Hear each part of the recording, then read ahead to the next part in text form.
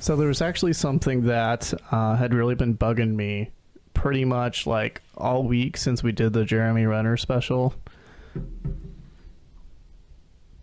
And that was it was the part that we did when we were talking about Stereo Love, you know, the segment where it sounds like he's saying like, I can't believe, and we were saying it sounds like the song I Fell in Love with a Stripper. Yeah. But that's not the song. What is it?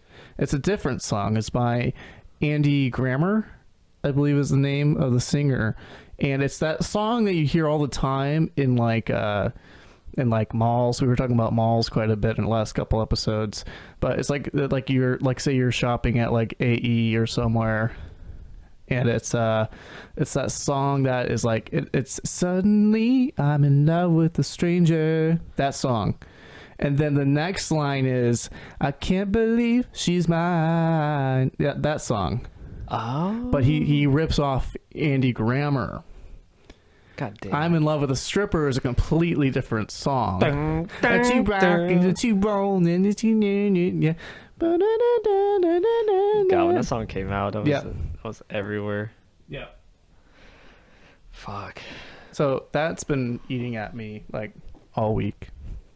So I just wanted to make sure that was thrown out there. Yeah, I've not thought any more about that music. Oh, you haven't? So it's I mean, just been me and well, I've kept up with like, you know, watching the podcast, and I also follow him on social media, but like I haven't been haunted by like who's he ripping off, and I'm really happy because I was worried I wouldn't. yeah. Yeah, I'm like so glad we're done. But but did it feel like a part of you kind of died, like there were, like the mission was over, kind of like when Jon Snow had to take off the cloak for the last time on the set of Game of Thrones? You know, I didn't watch the Game of Thrones. Or insert favorite actor, favorite show, and it's like it's all done. Part of me's gone. I guess, yeah. No, it was more of a relief. I didn't have to listen to it anymore. Yeah, I'm comparing something he enjoyed to something we hated. Yeah.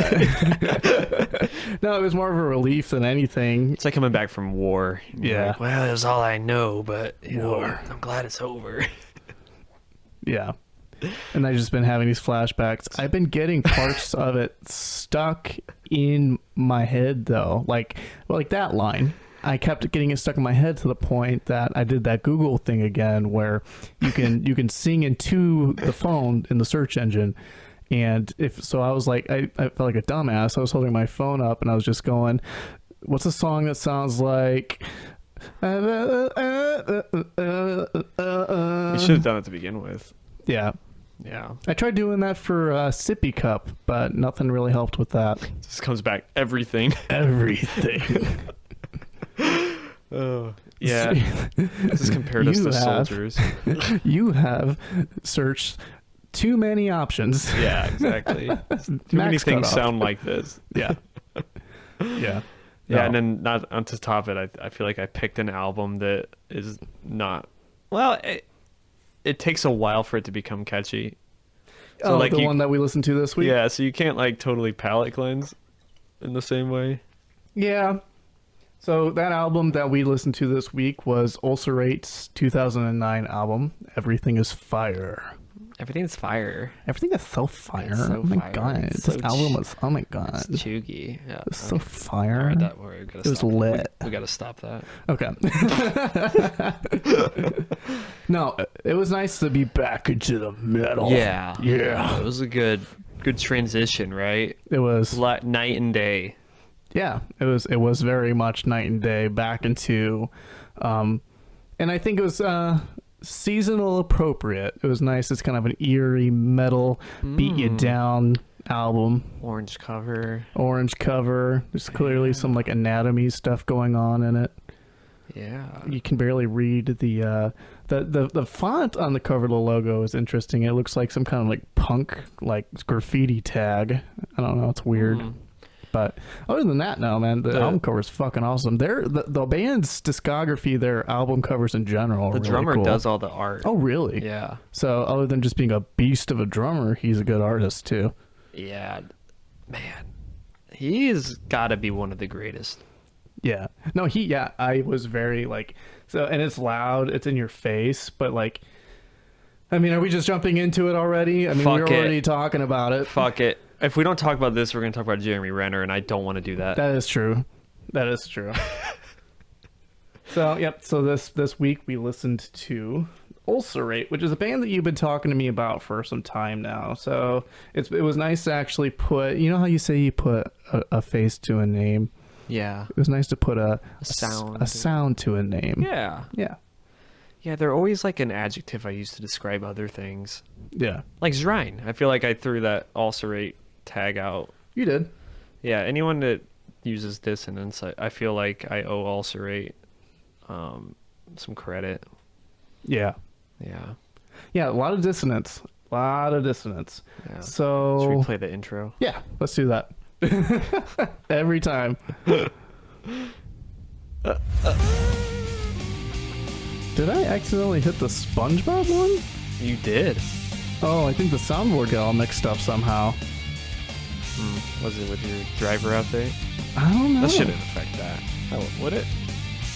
I don't know why I hit the SpongeBob one. You worked some magic over there that I'm not sure. I did, but I restarted the computer, so I don't know what happened. That'll do it. Because the SpongeBob sound effect should be here.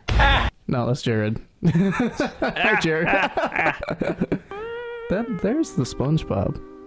SpongeBob. I must have just accidentally bumped it. Why would you say something so controversial? Ow. I don't know. I'm going to stop playing with my buttons now. It's okay. But anyways, Ulcerate is a New Zealand-based extreme metal band formed by guitarist Michael Hoggard and drummer Jamie St. Murat Nice. in 2000. The band have released 60. Okay, so I don't know why I'm stroking out reading this. The band has released is why this is breaking my brain. This is wiki. Well, I've always been confused because a band is a plural thing. Yeah, but like as an entity, it becomes one, right? I don't know. Okay, I'm gonna read it. The band has released 6 studio. That sounds better, right? We can agree that Sounds nice to my American ears, the but band has. maybe in Britain they don't, or New Zealand. Okay, the Question. band, yes. In New Zealand, do they speak English? Yeah, They don't speak. they sound like Australians pretty much. Kind of. I was listening to an interview with the drummer, and it sounded. He sounded like he had a Scandinavian accent. Really, But maybe he just had. But I'm super uncultured, so maybe that was me misreading it. But it didn't sound like Australian. Fairly certain that New Zealand, since it's so close to every New Zealand person I've heard talk, sound like an Australian. Zealandish. They're like from Australia. I'm just sounding more and more like an idiot the longer I talk. So That's continue fine. reading. I just fumbled a whole sentence. So Well, we're you were fine. reading something that was written differently, so I'm just taking thoughts I have and putting them out in the world and not making the world a better place by doing that. Wow, it's really taking this long just for us to read a Wikipedia page. Yeah. Crazy. The band have released 6 studio albums to date. The band's 6th album, Stare Into Death and Be Still, was released on 24th April 2020 on Debimur Morty Productions. So it looks like it's favorably comparable to bands like Neurosis and Gorguts. The band sound has been described as nauseating, disorienting, and gleefully disharmonic. Gleefully, they're happy about it. Yeah. That's kind of a cool way to put it. Yeah, the Neurosis comparison, I see it, but I don't totally see it on this album except for a few parts. But later, I feel like that's definitely a good label, because this is like straight up tech death. Like they're not fucking around.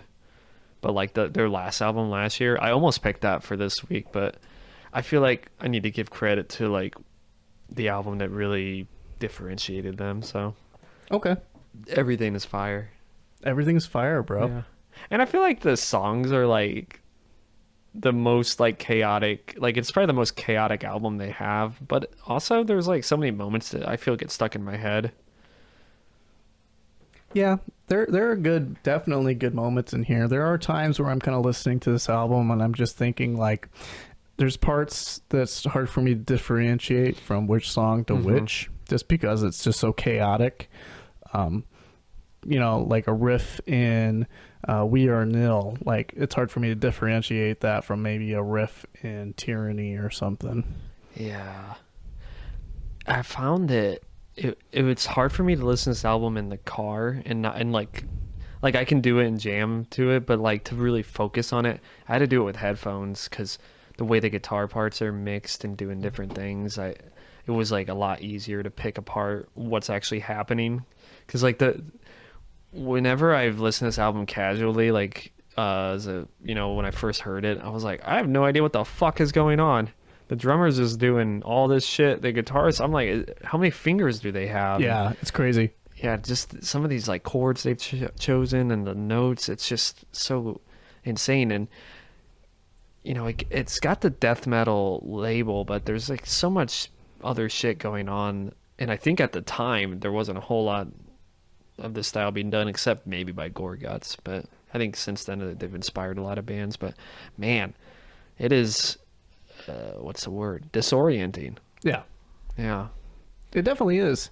I was just going through a little bit of even like the Spotify recommends, kind of like in the other listeners also listened to this, and like Dillinger Escape Plan was down there, so I listened to a little bit of that, just gonna compare, but nothing was nearly as heavy and as chaotic as this album was that I was listening to. Yeah, there's a band called Deathspell Omega, which is probably similar. Okay. But I think they're more black metal, which also kind of went that direction with the last album, but I feel like their style's still there. They just decided to play higher up on the neck.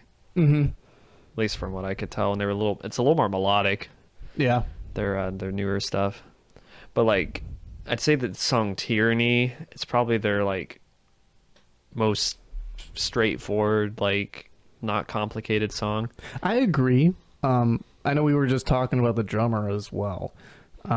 We were talking about just kind of like how crazy fast his blasts are, like the double bass and all that. Well, I think one of my favorite moments of his that he highlights well is when it is slowed down a bit. The grooves he does are cymbals and hi-hat. He just knows how to land each. It's so beautifully orchestrated the way he drums.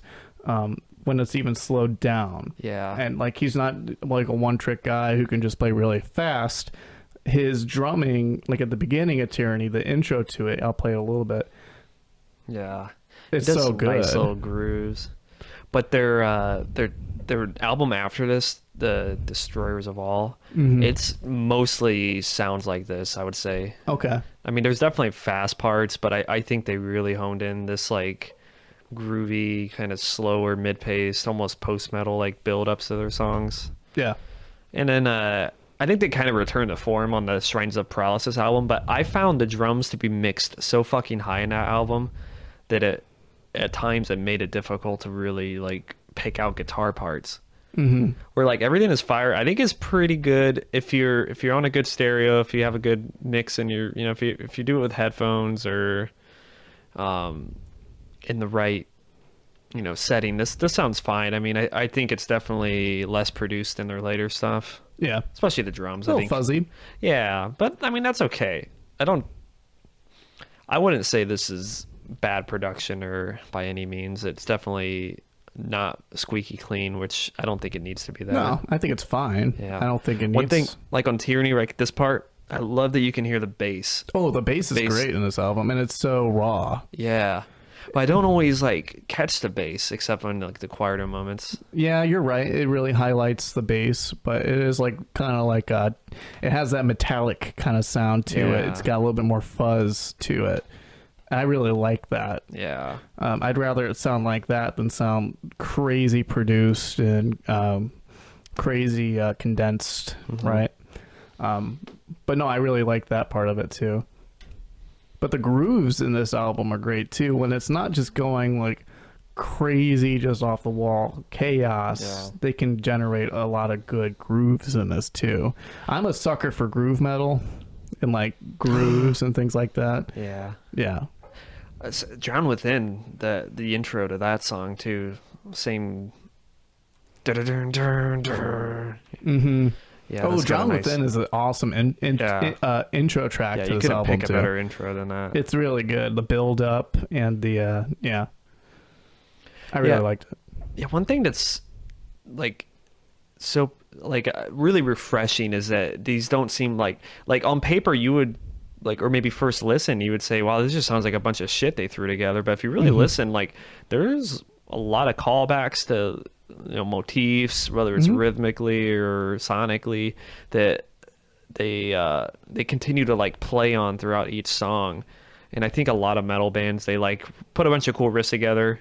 Yeah. It gives you that stanky metal face. Yeah. Just like, yeah, but like it's a face that you're not sure if like you smelled something really bad, you're right. or if like Bottom lips out. Yeah. But I love how like the guitar in the left channel like starts it, and then the right one's quiet, calls back. Yeah.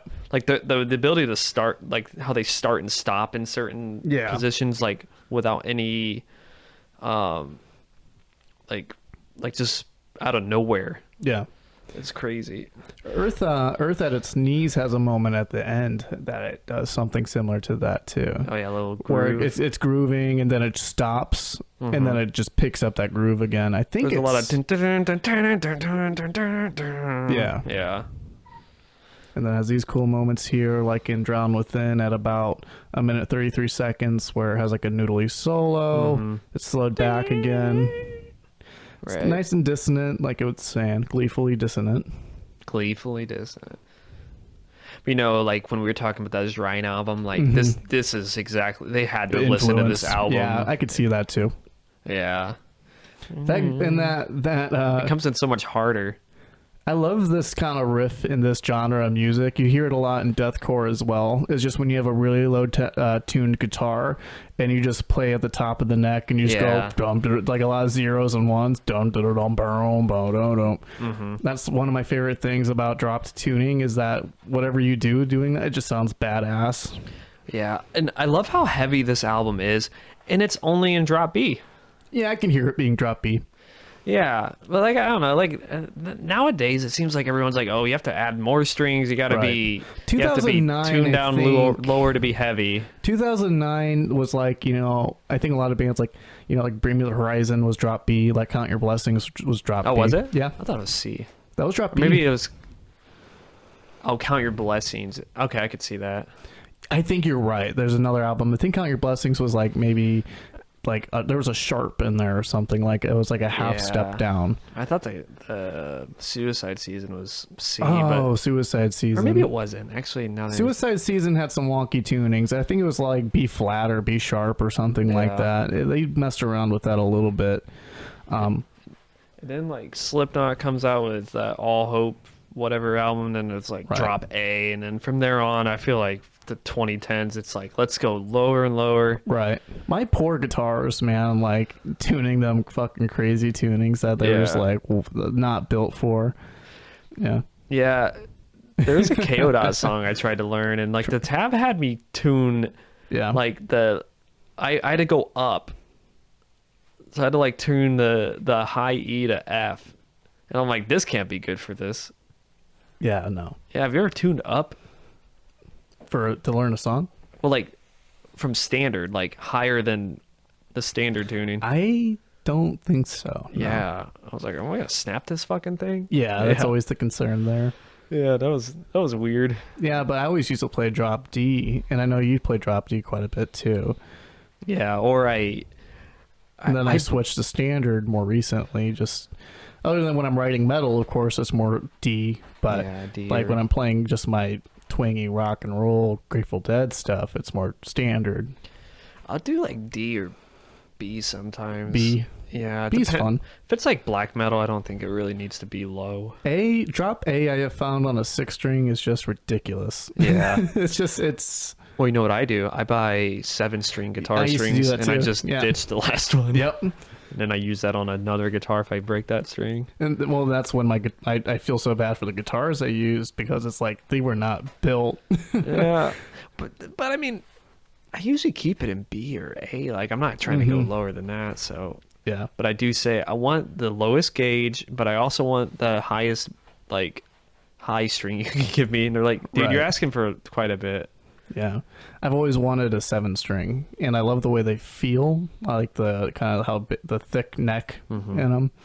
That might be my next guitar, would be a 7-string, but It fucks you up when you switch back. it does. It makes it feel like you're playing on a really tiny. Like, what the hell is Guitar this? Hero. Yeah. Yeah, it kind of, like a Guitar Hero guitar. Yeah, it's kind of like the same thing. Like if you're ever like sat with a tablet for too long, and you're just messing around with the tablet, and you pick up your phone, and you're like, oh my god, this thing's tiny. I need my glasses. Yeah. I used to think my phone was huge.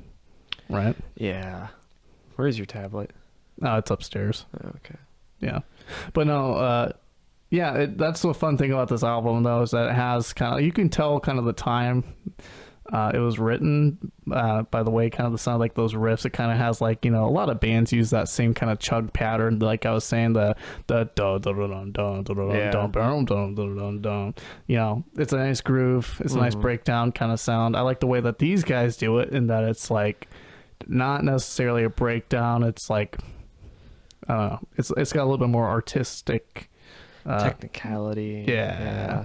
Right. Yeah, you would never put this in with those bands. No. As far as like classification or. Mm-hmm. Is that okay? Maybe. Maybe. She always lands on. I'm chucking his cat. Climbs on me, so Maybe a little I bit more gentle. I toss it over my shoulder. We're not hurting the cat. Yeah, Just we're gently tossing her. give it a shot. No, she's a good girl. Yeah, it's okay. I'll be better. Yeah, so like those songs are like, I would say on like this whole album is super complex and technical, but those are probably the more straightforward songs. Except when Drown Within takes off, it gets really like crazy. Yeah. But like if you compare that to like Withered and Obsolete, like holy shit, like that song never lets up. Yeah. That's probably their most like frenetic, frazzled song. Yeah. The one thing with Drown Within that, like, I listened to it a few times in headphones, and then the one time I listened to it this week in my car, the one thing I was thinking is like, oh, that's kind of lame that it ends with a volume taper. It just kind of trails off Until the next track comes in, you're like, "What the fuck?" Yeah, it scared the shit out of me. Yeah, I love that. Yeah, because that when We Are riff at Nil the end comes in. that riff at the end of Drown Within is awesome. Yeah, it is cool. Yeah. I normally don't like when they taper off though. Yeah. But I think it works really well when you listen to the whole album. Yeah, it is a cool riff. Yeah, if it wasn't for that transition, I would say I'd probably say, "Come on, man! Like, find another way to end it." But I mean, that ends on that, and then We Are Nil comes in and like punches you in the yeah, face. it's like, "Hey, forgot about me."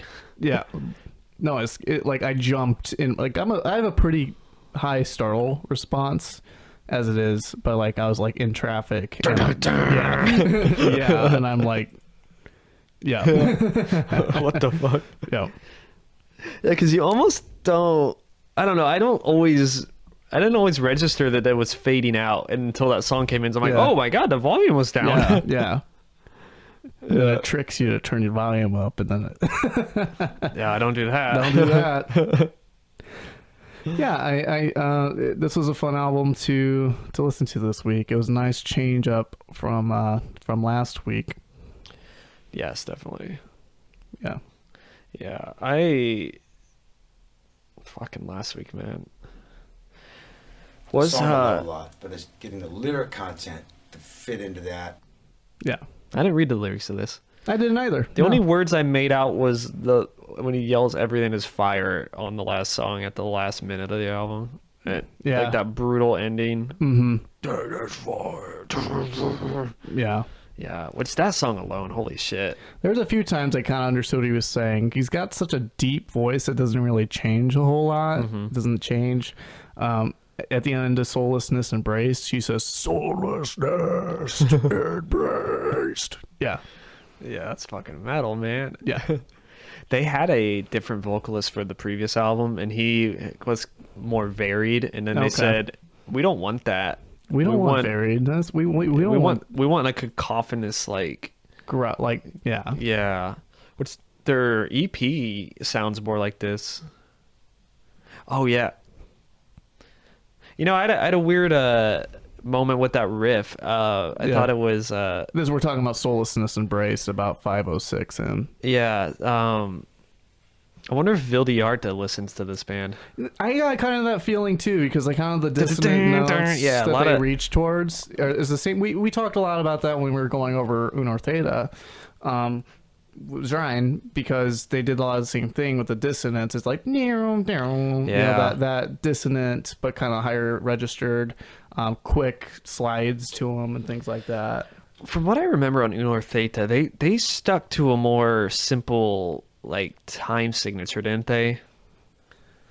Unor Theta? Yeah, where I would say like Ulcerate and Vildiarta like do whatever, like they don't conform to like a straightforward 4/4 6/8 type timing. Like I don't know what the fuck they're playing in half the time on this album. No. Partly because Jamie's drums are such a life of its own. Yeah. Because I'm pretty sure he's the one who like arranges and composes the material, or at least lays it out. Okay. And you can kind of see that because Did you say he does like compose the drums on? I don't know what they mean by composition. Like I don't know if he's writing the guitar parts, but I feel like he is the leader. Okay. And the guitar follows. Okay. So versus the other way around. This is a 2-piece. It's a 3-piece. The bassist, the singer, guitarist, and they had another person record guitar in this because there's clearly 2 parts going on. There's clearly I don't two know what they parts. do live, but there's definitely a ton of guitar work that's happening. Yeah, clearly. Yeah, so I don't know if they tour with an extra guy, but they don't really credit them as being a 4-piece. But I would say, yeah, Jamie probably lays it out because just, you know, if you compare this to like a normal metal band, you can tell like the guitar player writes it, the drummer's adding shit to it, but this, it just seems like they're either both playing off each other or the drumming is leading this movement. Yeah. Because like it feels like the guitar is just like added later. Yeah. Yeah. What song is this? This is Soullessness Embraced. Oh, okay. But yeah, I think let me see. Everything is Fire is an awesome track too. Yeah. My God, all the hammer on parts. Yeah. Yeah. But no, the drummer is amazing. He's a beast on this. Probably the craziest drummer we've had yet. Now, I know I said I really liked Alter's drummer too. Alter Plagues.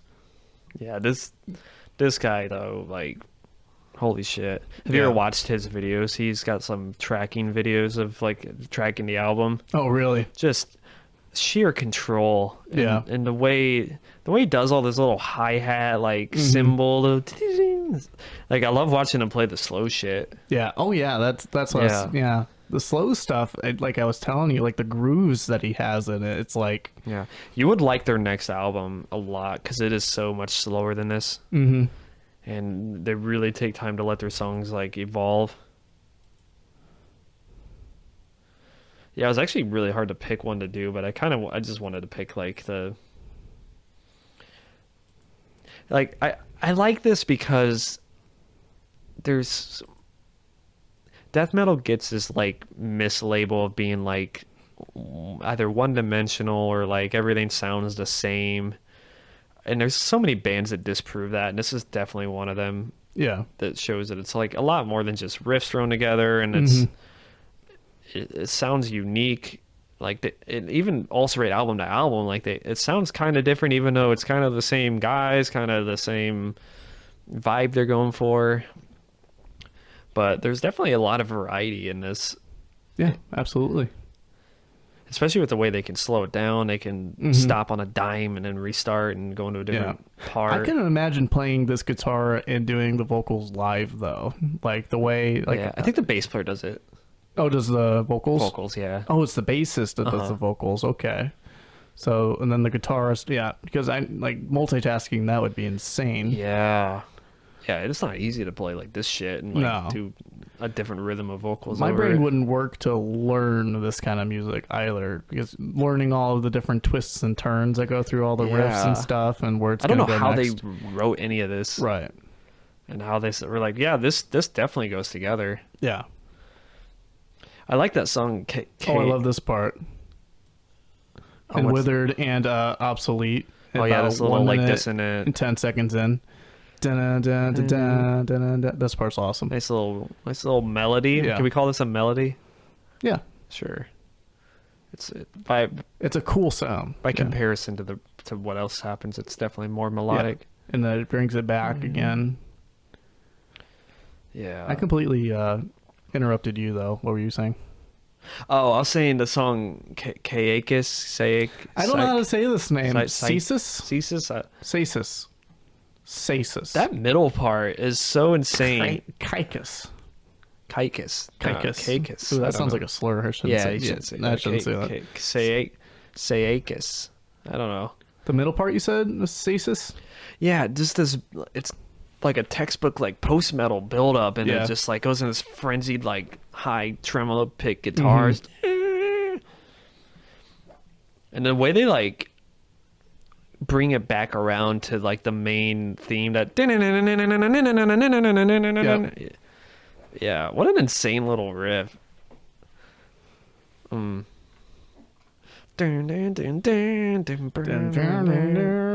Yeah, super. It's just a groove, man. I love it. Yeah, dude. Not everything is right on the beat. A lot of it's kind of like taking place on the upbeats, so it's not like yeah. Yeah, you know, I've made my mother listen to stuff like this, and she's just like, "Can you play me something with a beat?" And I'm like, "There is a beat. There's a beat in there."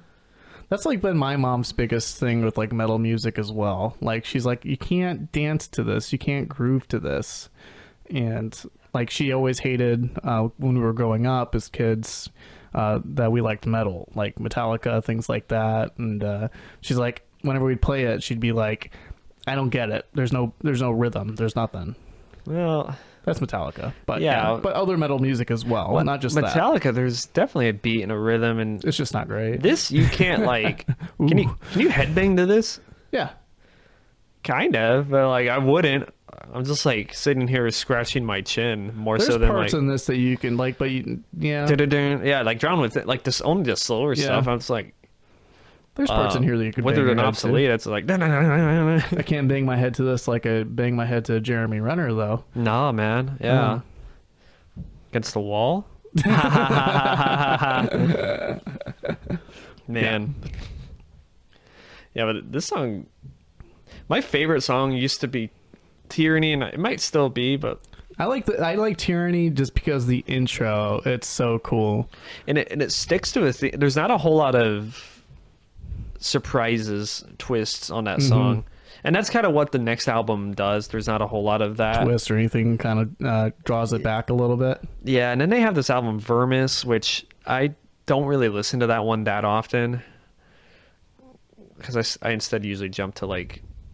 While I might have dissed the mixing on that Strains of Paralysis album, I do really enjoy that album a lot. And if I think if you're not listening to it in your car with the bass all the way up like I do, you'd probably pick out more parts. But yeah. Earth at Its Knees. Yeah. I was looking at the tab for this song. Oh, you did? When? Recently? Yeah. Yeah. It wasn't easy to follow. I like it. Yeah. It's so motify. Yeah. Boom. And then it goes slow. It's like burn. Yeah. That's where you can see kind of that Vil Hartza thing kind of going like, what? Boom. Yeah. It's so ironic that band releases an album for the first time in 10 years on the same day we. Oh, that is interesting. Yeah. Huh. That band goes hard though. I fucks with some Vildarta. That's like the only band that James from Discord and I agree on. Yeah. Because normally he's like, I sent him the new Ulcerate album. He said something like, I need squeaky clean hospital production or something. And I will always disagree on that, like, Yeah. on that front. Because I think there needs to be a little grime, man. It adds to the character. It does. And I didn't appreciate that as much as I do after listening to the microphones. Oh my Like how god. lively. I mean, it just sounds so alive. Like, it doesn't have to be that flawed for it to be good, but like, The fucking microphones. I was ripping on them pretty bad, wasn't I? you weren't as bad as I thought you were going to be, like, midweek.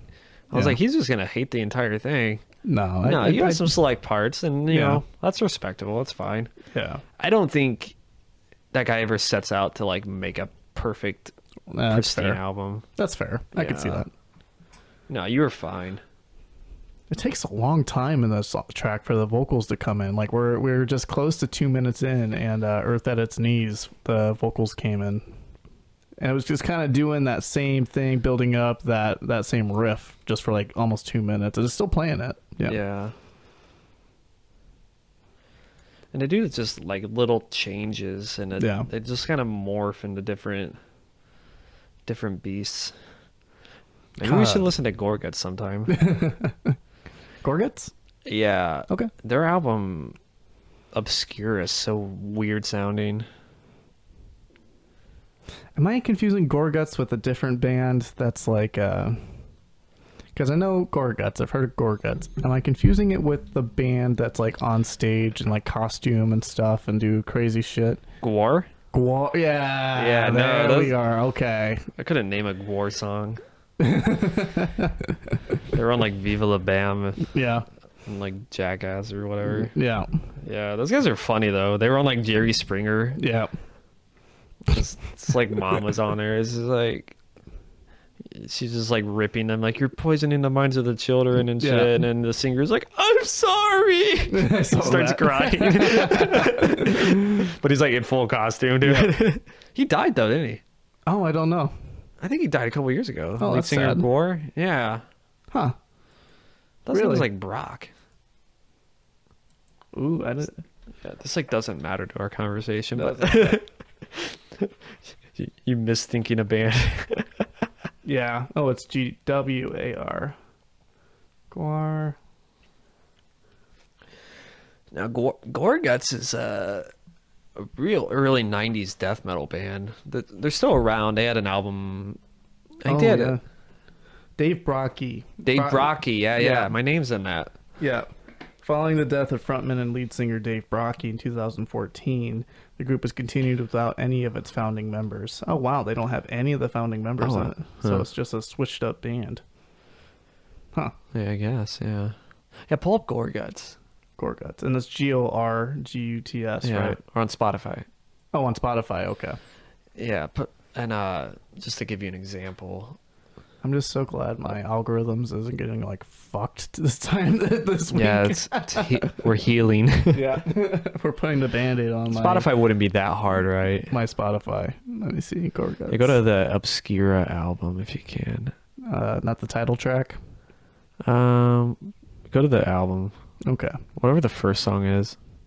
Obscura. Yeah. Okay. Oh. I don't know. That's literally it. don't I've listen to seen it. this album cover before. That's cool. Yeah. It's like a lizard, is it? I don't know. That's cool It's kind of looking. creepy looking. I like it. It has like an old like PS1 video game cover look to it. Hey, look at the year. Yeah, it looks like it was. Yeah, I want to say they're American, but I'm not sure. that's nostalgic as hell. Let me play it. If I get that wrong, I'll be slaughtered. Oh my god, I love it already. Oh, is it playing in the other headphone? I was wondering what happened. He's from Quebec. Quebec, hey? Yeah. Yeah, this album came out and people were like, "What the fuck? Is that wonky?" I like it. It's pretty fun. Yeah. There's those dissonant, kind of weird chords. Yeah, 1998. He's got a more typical death metal voice. Yeah. At least for that. But they like started in 91, I think. But their album in 2016, I think you would probably like that too. It's a little more polished. Go to what's it called? It's right next to Obscure, actually. Colored Sands. Yeah, That's 2013. It looks like, yeah. I thought it was 16. Okay, never mind. It is 13. You're right. Yeah, play like the. Le Toit de Monde. That's that Quebec coming through. I said American. I know. Sorry, Luke. Le Toit du Monde. Oh, Le Toit. Le Toit. I think that's what that is. Le Toit. Le Toit. Le Toit de Monde. I don't know. Very nice. Yeah, that is a little bit more refined. Yeah. It's kind of Gorguts. I feel like Gorgut, or not Gorguts, Ulcerate, I feel like they just take it to this whole other, like, I can't follow what's happening direction. Where this you kind of can. Okay. Oh, I like that. Yeah. But it's still very dissonant, and I like that groove too. Yeah. but can see it. I feel like in some ways Gorguts influenced Ulcerate, but then Ulcerate re-influenced Gorguts with this album. Okay. Somehow, I don't know, like with the slower parts. I could be wrong. Like kind of put new life into the genre, into the other bands. Yeah. Look at their album covers though. They're beautiful. They're so cool. So cool, man. Yeah, the Destroyers of All, that's definitely their like doomier, sludgy album. Yeah, just purely from an aesthetic standpoint, like a Fracture and Fate, that one's a little bit. I think that was their first one. I think. That's the first full length. But like these albums, they're so cool looking. I love them. But yeah, play the title track from Staring to Death. Okay. And hear how there's still or no, play the third one. Okay, Stare into Death and Be Hear Still. how much more melodic they are. Okay, yeah. Oh, I like that. Yeah. It's a lot more clean, a lot more refined. Yeah, it's definitely their best production. Yeah. But they're definitely more melodic, but it's still them. Mm-hmm. Like, I really like the direction they went on this. There's a... Oh, I like that a lot. That's really cool. I like that groove. This is Stare into Death and Be Still, about 30 seconds in. Yeah. This came out last year. That's really good. Or the riff on Inversion, I think. I forget where it is exactly. Oh yeah, this. Oh, that's cool. The guitar tone I like a lot in this. It's not nearly as raw as what it was in Everything is Fire. It's very clear. Yeah. I don't know, like, I haven't spent enough time, like, listening with headphones to kind of hear, like, the differences. But, I don't know. I almost picked this, but I was like, we got to go with... Everything is Fire. Yeah. Like, okay. Because I just feel like that's such a special little album, and especially for, like, when it came out and, like, all the bands that it influenced. Mm-hmm. Because, like, there really wasn't... There were bands who did this type of stuff before then, but it really... I don't think it took off in, like, this whole disso death metal subgenre. Yeah. But it's just it's, like, a lot more interesting to me than, like, some of the meatier, like, lower end type of death metal. But I still like some of that shit. But I feel like to pick an album that's death metal for us to, like, listen to, it's like, do we want to spend an hour where, you know, the songs are all kind of like, you know, all gas, no brakes. Right. You know, like, how much of that are we going to be able to talk about? So I haven't picked. There's a few that I could pick, but Ulcerate's definitely one I would grab before a lot of bands, just for that fact that the whole variety that they offer. I think there's a lot more of that than other bands. Yeah. Yeah. Yeah. Yeah. You haven't used the sound bites nearly as much. Not nearly as much today. I think the ones I had for last week were more tailored to the actual episode. Yeah. Like we have that one, which I hit. Where's my... Give me a little more pre. Oh my goodness. Oh, that was Skeletor too, wasn't it? Skeletor. Yeah. Bruh. Right. No, I really like this album. It was a nice switch up from last week. If I were to say favorite moments in this album, I'll stick with my assertion that the drumming at the beginning of Tyranny is amazing. I really love that groove at the beginning. I love Drown Within, how it builds up. It's a great opener to this album. I liked the intro riff to Withered and Obsolete. I think it's so cool. And then it continues it. Yeah. Yeah. Yeah, there's a few covers on YouTube where they do this song, and I'm just like mesmerized. This one has a lot of like metalcore kind of riffage in it too. Gasp. Why would you say something so controversial? Dun, Yet so dun, brave? dun. And then I think also I was thinking, was it this one? Yeah. I think it was Earth at Its Knees I was really kind of referring to there. I can't say there was ever a moment where I was like, yeah, that's a breakdown. But like a lot of these riffs could be breakdowns if the drums were letting it happen. Yeah, this beginning is pretty brutal. Soullessness Embraced. Yeah. It's, yeah. This is the only song I think that this might be their weakest. Like, Really?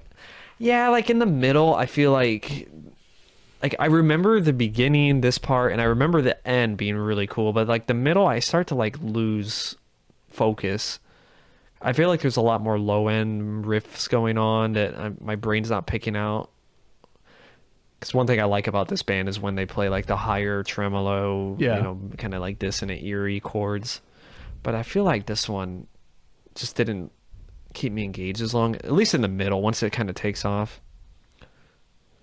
Yeah. Yeah. I guess that's kind of cool. Yeah, that's kind of cool. Yeah. Well, that's the testament to this album, is that you have to peel back the layers to really find the melodies, It's like an ogre. the motifs. You gotta pull back the layers of onion. Yeah, Like like an- this like album a- is not yeah. accessible. Yeah. It takes a couple listens. You might like it on the first listen if you're into this, but will you be able to remember a lot of it? No. No. It'll take a while. It took me about a while to really pick out like which track had which part. And, Yeah.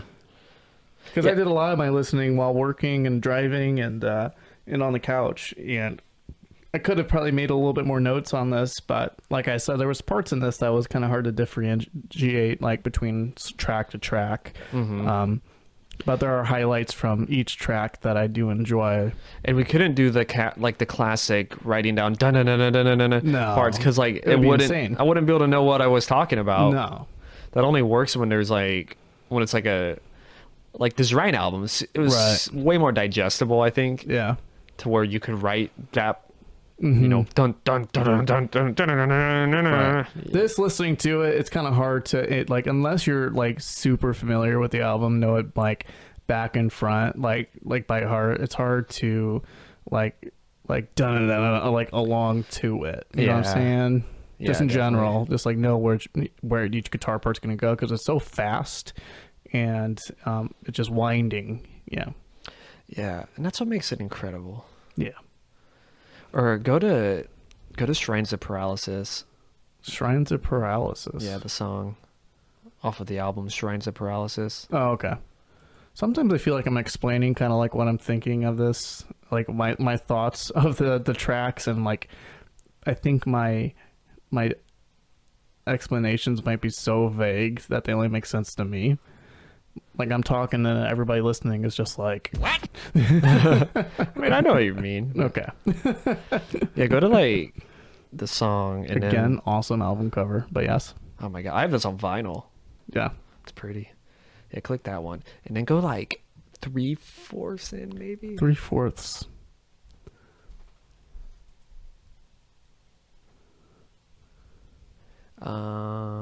It's after this part. Like go a little bit further. Oh yeah. Well, that's cool. Damn. Wait. Actually, I think we went too far. No. Go a little further ahead. What song would you want to be in? Shrines of Paralysis. We're on There Are No Saviors. That's what our problem is. Wait.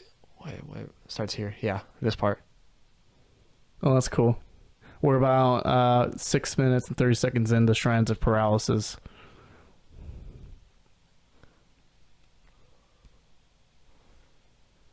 Yeah, I love this riff. That is cool. You know, in these headphones, this doesn't sound bad, like the drums. Okay. But I don't know, and maybe it's because this is a really melodic part, but like the first track's super like balls to the wall. Mm-hmm. And I feel like the drums just overpower everything. There's times I was listening to Everything Is Fire where all I heard was the literally that. It didn't throw me off too much because I've listened to music that sounds similar to that, but like it is pretty overpowering at times a little bit. Like they could have mixed it a little lower. But his feet, man, like the drums seem extra triggered there on that album. I think Jamie also produced this album, which if he wasn't already a talented motherfucker to add that on top of it, I think he did the engineering of the album. So he did the producing, engineering, the drumming, and the artwork. Yeah, and probably, most of the writing. Yeah, he's a beast. Yeah. He's posted a YouTube video of every like album tracking, like not entire songs, but like he'll put all like a moment from each song together and like post that on YouTube. And those are so fun to watch because he's just got such control. Like he's not like a sloppy drummer by any means. And I don't know, man. When you hear an album this chaotic, I think like an outsider would say this is just noise. Mm-hmm. But man, holy shit! Yeah, fucking elephants. Yeah, upstairs. Yeah, it's Louise. Yeah, your doggy. Yeah. Yeah. Favorite moments for me. I'm really digging the last track. Like I've listened to this album for years, but I never sat down and scrutinized it that hard. I feel like I always put Tyranny on playlists, and The Earth Had Its Knees, but I didn't spend too much time in other areas besides like an initial listen. So like this was a track I was kind of sleeping on just because it has just a nice build up and then like that ending moment, like when we were saying one of the weakest parts of Uno Theta was the ending, like they needed this type of track. Yeah, I agree. And also always like knows how to close an album. They know how to bookend, it sounds like. Yeah. Yeah. They know how to like put like a good start and a good finish on it. Whereas Uno Theta, like it was like an amazing intro. That was like one of my favorite moments of Uno Theta was the intro of it. And they're most unique probably because like that Ulcerate's never really gone that like post rock before. Where like even in their quietest moments, they're not using a clean channel on this album. No. They do on the latest album though.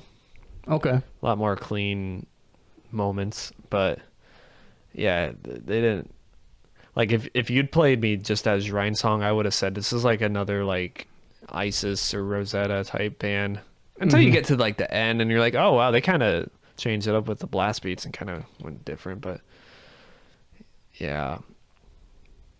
But no, the Destroyers of All and the last album, man, those are really good ones, and I think I'm going to spend more time with those two. Because I always went to this one or the 2016 Shrines of Paralysis one. And then Vermis, there's a couple songs, but I feel like that's the closest to Uno Theta as far as simplicity goes. Okay. They're like, let's strip it back. Let's kind of show you, what we're actually doing with these songs. Mm-hmm. Because, Everything Is Fire is just disorienting and it is aggressive. And it is. All of those things, yeah. Gleefully dissonant.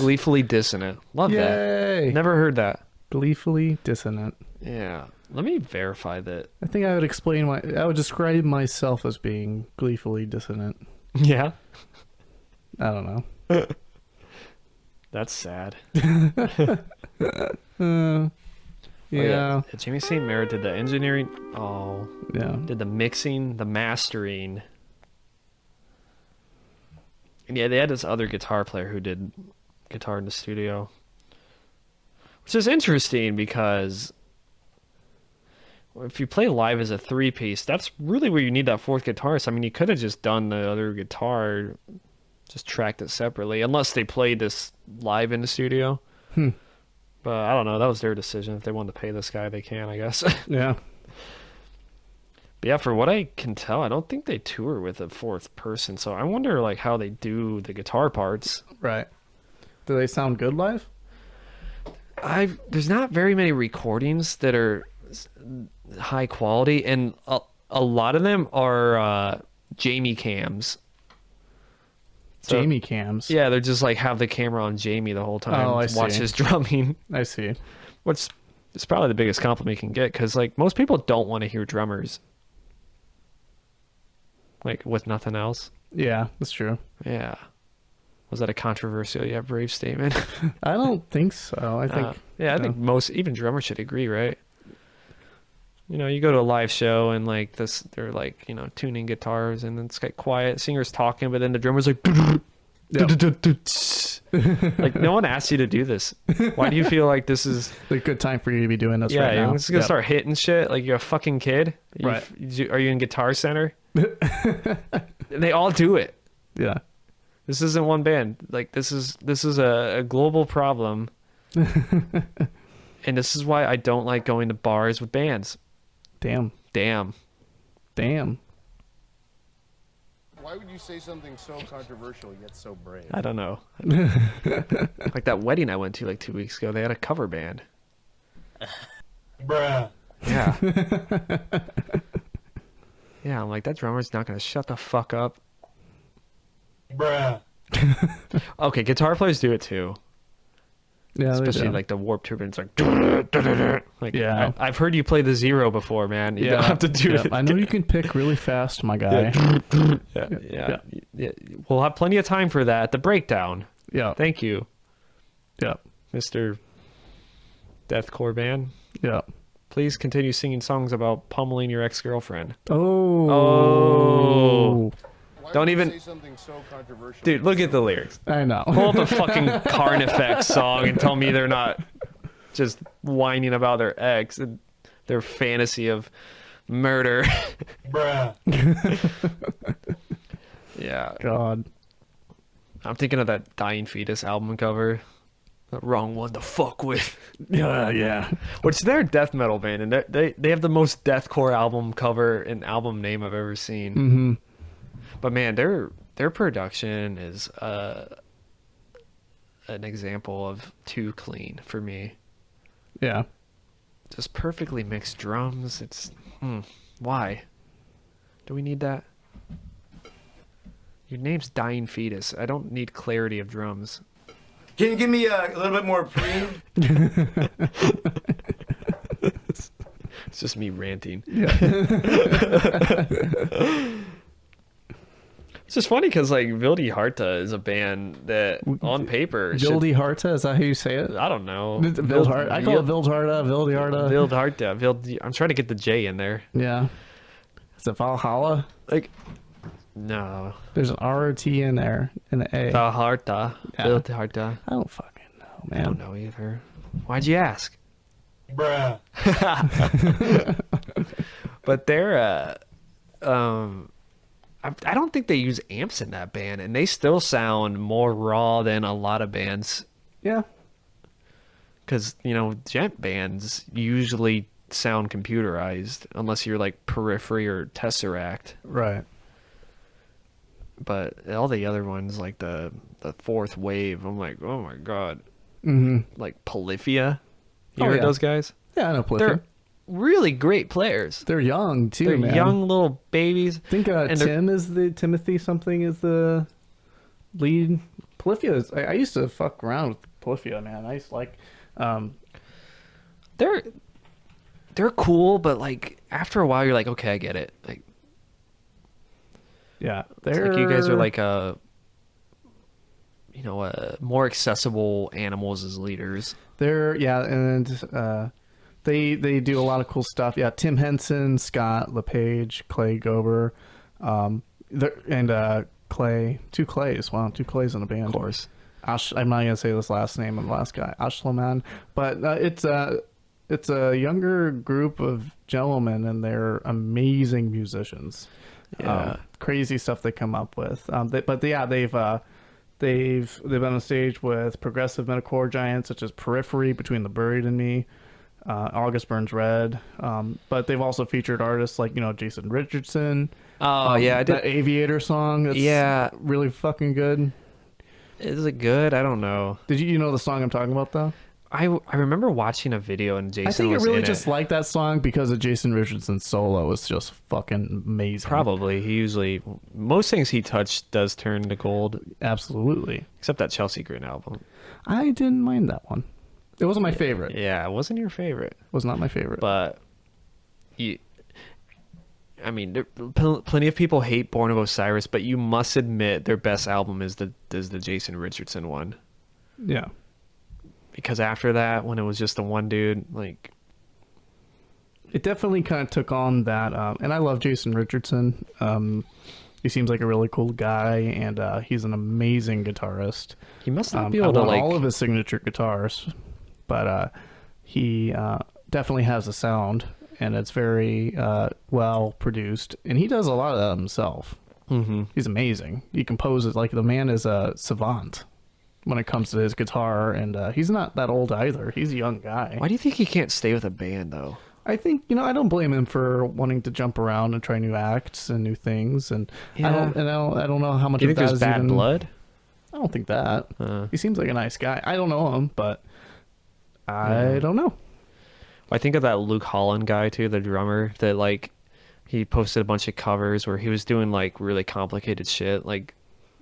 I remember seeing his Animals as Leaders cover, and then he got hired by The Word Alive, which is just underutilizing that type of talent. Yeah.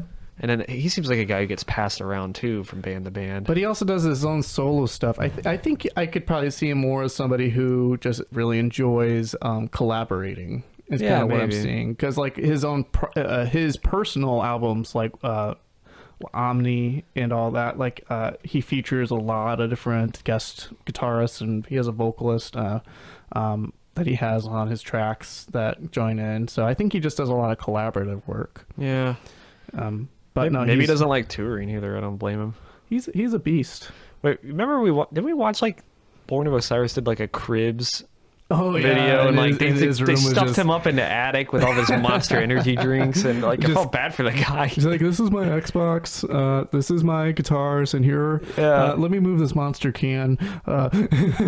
Yeah, he just seems I follow him on Instagram. He just seems like a guy we all know. He's I would hang out. His game room and his recording room is so cool, man. He's got every game console stacked and organized. He's got his studio in there with all of his crazy amount of guitars and Music Mans and stuff he's got in there. And maybe he's like, yo, I have enough money, I can do whatever I want. I need to be in these bands that just much. Oh, he's 30, but he's very much that age of I have money and I just want to have fun. Yeah, and my job is awesome.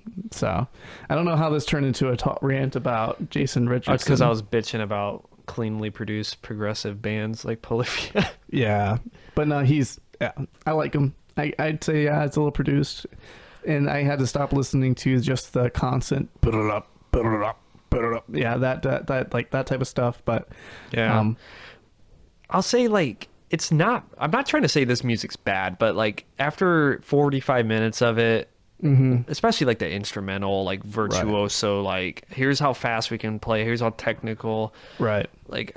I'm was there a song though? Right. Yeah. So that's gonna lead me into my this week's music choice. Oh. So it's kind of interesting that we kind of went down this rabbit hole. So we mentioned kind of this kind of same vein. So you had mentioned that Ashes to Ashes, which is the album that Jason Richardson featured on with Chelsea Grin, was not my favorite Chelsea Grin album. What is my favorite Chelsea Grin album, Brock? I don't know. I do know. You know which one it is. My Damnation. My Damnation. And that's what we're going to listen to this week. All right. So I haven't picked a metal album yet. You haven't? No. So this is my first metal album. I picked this one just because it is one of my favorites. It is different than what we listen to, like Ulcerate, but this album in particular that we're going to listen to is probably the more blackened kind of sounding progressive, like death, like that core, like album I've heard, like I think I've ever really heard. I think there might be other stuff out there, but this album is just dark and brooding, and it still has a lot of the same like breakdowns and stuff that I like, but I just really like this album. I am curious because I've never dove into this one. I've heard a couple tracks, like their singles, but I think everyone's talking about this Lorna Shore band. Yeah. And I feel like Chelsea Grin has done everything they've done. Yeah. And if they didn't do it, then like Motionless in White probably tried something. Right.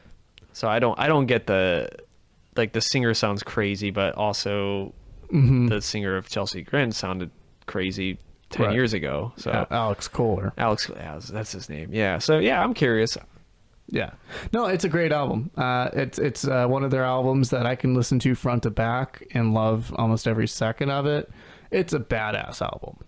I hope you like it. It's really good. And every time I talk to people about this band, it's interesting because I ask them, well, what's your favorite? And more recently, they all gravitate to like the newer stuff, like Self-Inflicted, which, like has songs talking about like... Is this a Chelsea Grin album? Yeah. Oh. It's like their newer stuff. I think the newest one is Eternal Nightmare. And I think that one doesn't even feature like really anybody from the original lineup. Not even Alex Kohler had left. I tried to listen to one of their new albums and I didn't like it. Yeah, it's different. Or people gravitate towards like Desolation of Eden, which is like the album that made Chelsea Grin. Like that's Sonnet of the Wretched, things like that. But whenever I say, well, mine is My Damnation, they're always like, what? His voice was like messed up in that. I'm like, yeah, that's what I loved about it. So that's a good point. And I feel like I was probably in the Desolation of Eden camp. But then I recently listened to it and I said, this is dog shit.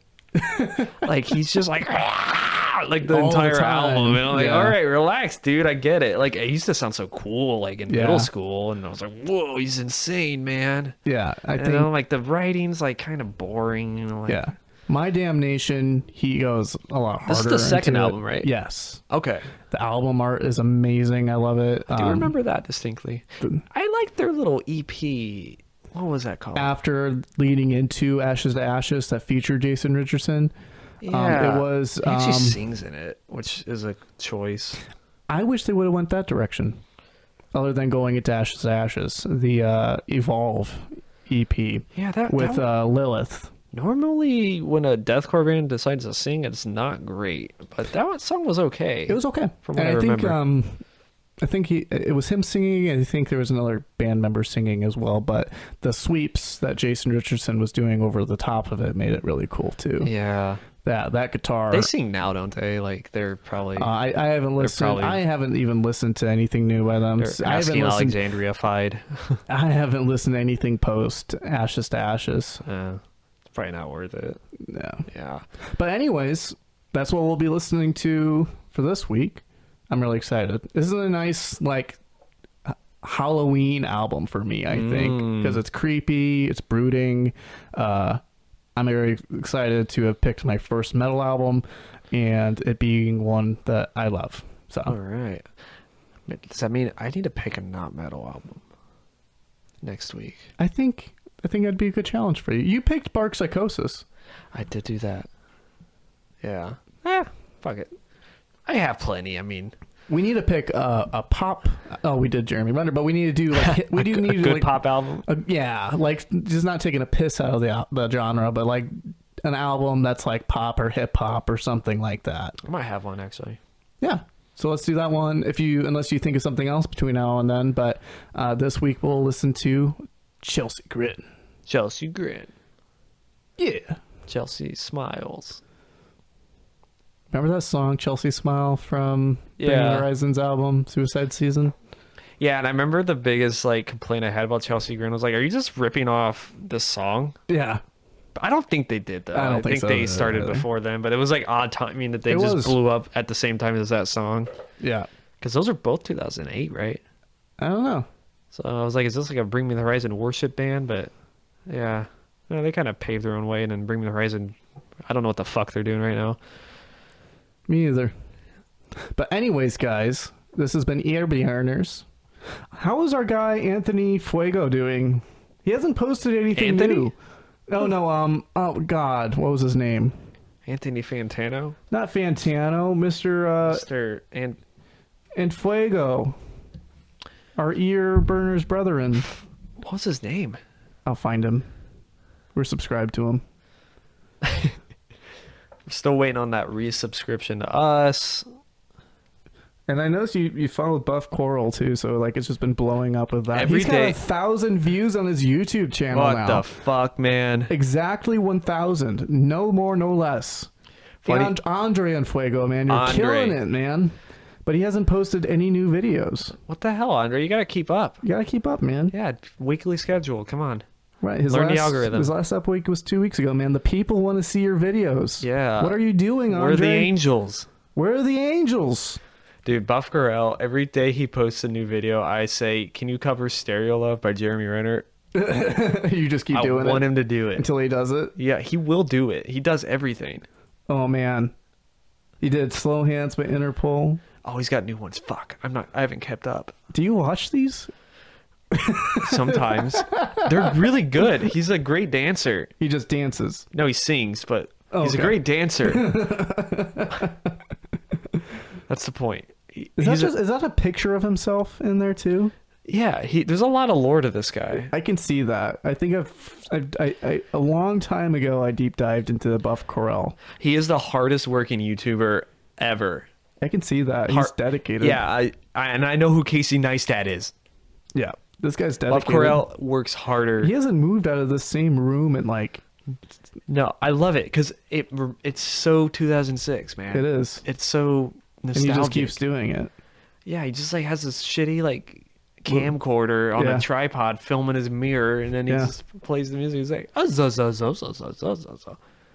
And then he like sings really like he needs to Yeah. get on American Idol. Yeah. But look how many videos he has. Let me see. We're completely off the rails at this point. Who gives but a whatever. fuck, man? Who gives a fuck? At least we did it at the end and not the beginning. That is true. We actually jumped into it pretty good today. Yeah. I Oh think my that god! Like, there's no like, yeah, like just He's got- scrolling for days. he's got over like 1,500, I want to say. Backstreet Backs, I Want It That Way. Leonard Skinner, Freebird. Green Day, 20. He's got a pretty varied. Oh, you got Death Grips in here. I watched him do Doja Cat. Oh wow. He knew the entire rap. Like, this man learns these songs people request. There's no way he listens to all these artists. He's got a pretty broad. He reads the comments and does it, and he Yeah. learns it. He did, like, Have a Nice Life, and Metal Gear Rising. My god. he did the Pokemon song. Yakuza. He did, Piece. he did Slipknot. MF Doom. R.I.P. Oh, he did MF Doom. Matt Rip, man. Rip. I feel like we should do that album, but it's such a low-hanging fruit to, like, listen Pierce to Mad the Villain. Veil, King for a Day. Oh, God. God. Can you do the Sleeping with Sirens feat MGK? Oh my god. That's fire. Fucking hell. Let's do an MGKO. Let's do that. Oh, he has an podcast. original song? Oh, yeah, he's got a lot of originals. I Said original song. The song is I Said. I said original song. He's I gotta hear monetized, this. man. He is, man. He's got to buy more of that. What's that shit he puts in his hair?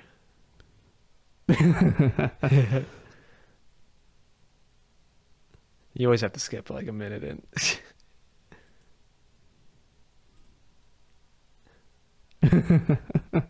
I love this guy. Look at the fucking dance moves, man. Like, he would be so good on American Idol. Oh my god. If he would have used like a trap beat, this could have been a good Death Grips. I said. I said. Yeah. It goes, guillotine. Guillotine. Yeah.